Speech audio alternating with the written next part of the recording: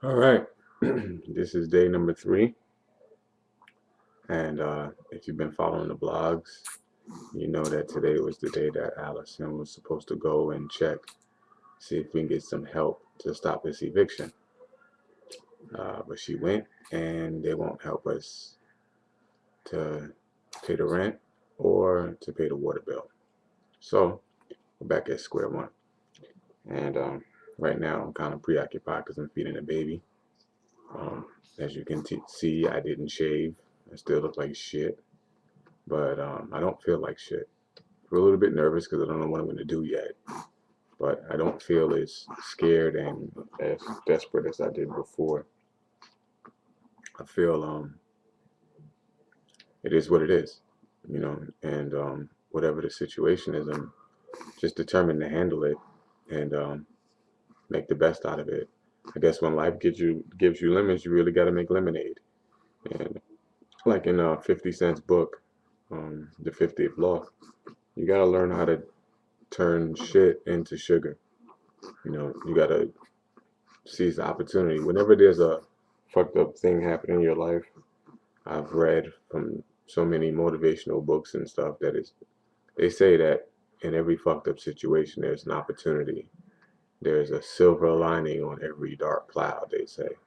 And so I guess for the next few days, because Monday is the day, for the next few days I have no choice but to try to find this silver lining and figure it all out. I mean, besides from me figuring out what I want to do with the rest of my life, which is blog and video blog about my life and things that I think and feel and encounter, um, that's basically the good thing that came out of this so far. But besides that, I mean, we need a place to go. And it is what it is. I feel kind of disgusted. I feel kind of sick to my stomach with nervousness. Um, but I'm gonna keep fighting a good fight, see what I can do, search online and see if I can get any help, and make the best out of a bad situation. Life is what you make it, and I'm determined to make my life better than what it is right now and what it has been. And there's nothing that's going to stop me from that. I mean, I can get kicked out, be on the street, in the shelter, and I'm not going to stop blogging. I'm not going to stop telling my story. Um, I'm not doing this for views. I'm not doing this for money. Um, I'm doing this for me, and I'm doing this. Could you chill out? I'm doing this for those people who out there are just like me. Maybe if you look at my life every step of the way from this point on, and if we attain some success of some degree, then maybe I can be like a real example to you, and hopefully you can follow step by step what I did. But right now we're not at that point. Right now we're at the point of, okay, you got to get out of this hole, and it's just what it is. So, why are you tripping, man? So the thought of the day is stay positive and try to encourage my girl. She has a cold right now, and we're going through this with no water. So she's aggravated. I'm aggravated. The situation is aggravating, but gotta find that silver lining in this cloud. They say it's there, so I'm gonna see if it's there. Um, I thought about asking her mom and dad for some money, but I'm getting so tired of asking people for help that it's not even funny anymore. Like, it's almost like a situation like come what may, and then just handle it from there.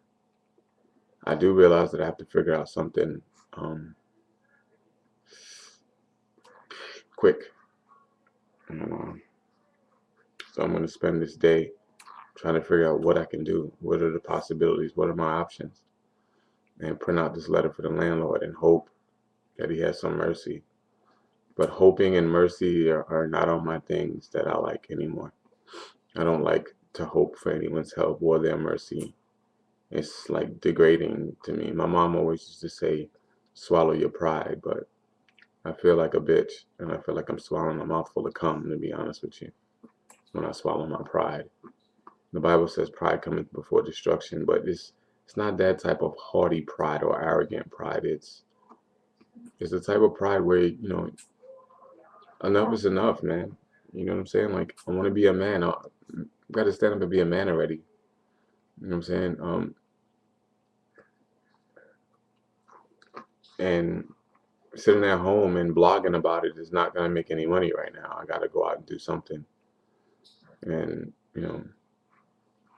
it's like jobs, right? Jobs are not where it's at. And so I almost feel like compelled to do what I used to do. I used to pimp females. And, trying to be a good guy and going through that moral battle in myself made me decide to stop. But I almost feel like I have no choice right now. And I feel like a lot of people, it's probably why a lot of people, young guys and girls are locked up, because they feel like forced. You feel like you're in a situation where you got to do something now. You got to get money right now. And that's what I feel. And, even my girl was like, yo, whatever we got to do, even if she has to do it. And I know a lot of people will be like, yo, you would pimp on your own girl. Or, I mean, shit, one of my fucking options right now, we got to provide a place to live. And so I'm also going to go out and try to get a barbershop gig, see if somebody will hire me without this license. But with no money coming in at all, like, it's not even possible for me to go get my license right now. So, I mean, we got to think on the fly, we got to improvise and do what we can. And shit, this is real. This is real life. There's, diapers that have to be bought in the next day or two. Formula, wipes, food, water. We got to buy water. Spending a lot of money on water because we don't have any. And it's frustrating like a motherfucker, man, to be honest with you. And the kids don't know what's going on. They're too young. And, you can't walk around sad and depressed. And even in front of my girl, I got to try to put up a strong front. But deep down inside, man, it's really fucking with me. I wrote her a letter today. And I told her the truth. This shit makes me feel like less than a man. But I got her back. I'm down for her. And I guess that's at the end of the day, I have to count my blessings. I was taught to count my blessings whenever I feel down and bad. And so I have to start counting my blessings. I'm alive. I'm healthy. Got a beautiful girlfriend, beautiful little family around me. I got a son. I got a loving mom and, family, sister, brother, dad. I got people out there that are really concerned for me. People that I think genuinely care about me. And so, I have to think about the blessings that I have. There are a lot of people out there doing a lot worse than me. And I know that in a situation like this, it may not feel like it, but there are. And nothing's new under the sun. This hasn't been encountered. It has happened before, and this is nothing new. And there have been people that overcame it, and I'm determined to be one of those people that overcame it. But right now, as the situation is, I can talk and feel empowered all I want. I was writing a blog earlier and I was feeling empowered, you know what I'm saying? Then I got the phone call and it's like it knocked all the gas out of me, all the wind out of me, all psyched up and just got socked in the stomach and folded over. That's how I felt. And I mean, but I think pretty much that's how life is. And I mean, what choice do I have now but to keep going? What choice do I have but to keep on struggling and keep on striving and trying to do my best? I don't have any other choice. You know what I'm saying? This is the only choice that I have. And I want to be in a position where I have multiple options. You know what I'm saying? I think that frustration happens when when you feel like you have no options. I feel like there's a lot of people out there who don't feel like they have options. And when you look at it, shit, they might be right. And so, today, to be honest with you, I don't necessarily agree with drug dealing or prostitution or, all the fucked up shit that people do to get money.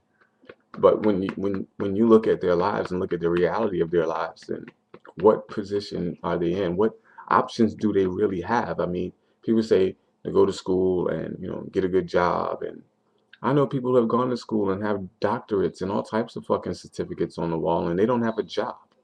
You know what I'm saying? I know people who have jobs and they can't pay their fucking bills. The more and more that I'm going out and I'm talking to people, the more and more I'm learning that this is not an isolated incident with me and my girl. This shit is happening all around the fucking country. And if we step outside the country, it's probably even fucking worse. You know what I'm saying? So, I'm not the only one, and it doesn't really make me feel that much better to know that I'm not the only one. Kind of makes me feel worse to know that there are people out there fucking really struggling with more kids than we have and less resources. And what the fuck are we gonna do? Like, okay, yeah, I got a big ass pimple, you see that? What are we gonna do? We're gonna fucking get some assistance from the government or some housing and live in the fucking hood and what the fuck? Like, what happened? What happened to the people? Who talks for us? Like, where are the politicians now? Where are all these people on TV? He's talking about spending all this war in Libya and Afghanistan and Iraq, fighting wars and shit. And what happened to us? What happened to the people that, we fucking voted in? You know what I'm saying? To help us, the people, the regular people. They're talking about tax breaks for big companies and for rich people. What about the fucking little guy, man? And I never hear anybody talking about the fucking little guy. I hear all these fucking stories about these politicians and how successful they are, but do they really fucking represent us? I mean, I feel like unrepresented. Who's addressing my needs and concerns? And the people out there that are just like me and my girl. Like, who's talking to our problems? Who's giving us solutions? Who's helping us brainstorm and figure out how we can get out of this situation? Where is, I mean, if the government, if the country's supposed to be one big family, where the fuck is the family? Where the fuck are the parents? You know what I'm saying? Where is the fucking leadership in this country? Well, I mean, I know I'm not the only fucking person in America without water and facing an eviction right now. I know I'm not the only fucking one. I know I'm not the only one that finds it hard to fucking get money to get something to eat. I know I'm not the only one. But I don't see anybody fucking talking to our needs. I don't see anybody talking, to the only time we see these motherfuckers is when they want our vote. You know what I'm saying? And then we vote them in and then they do what the fuck they want for their rich friends. And that's not cool. So I guess today, I'm angry, that I'm angry that I'm in this situation. I'm angry at myself because I placed myself in this situation. But I'm also angry that there are people out there that are going through this, and their stories are not being told and no one's fucking talking for them. No one's representing them. So I feel, that I represent them, I mean, I may not be an elected official and some people may not agree with me. Some people may not want me to represent them, but there are people that need to be spoken up for. And I'm going to speak up for them. I'm speaking up for myself, and by speaking up for myself, I guess I'm speaking for them too. That this is bullshit. And we're not going to take it anymore. I mean, we deserve better for ourselves and for our kids. We want better for our kids. And you know what? Debt is slavery. And by the looks of it, America is just one big slave plantation of people who are in debt and behind in their bills. And enough is enough. I mean, what happened to the aid and for the people? And what happened to the war against poverty? Fuck Iraq and Afghanistan and Libya now. What about us? Anyway, that's all I got. I don't got no much time. I got like 15, 14 seconds left. So That's today's blog. Today's day 3. Talk to you later.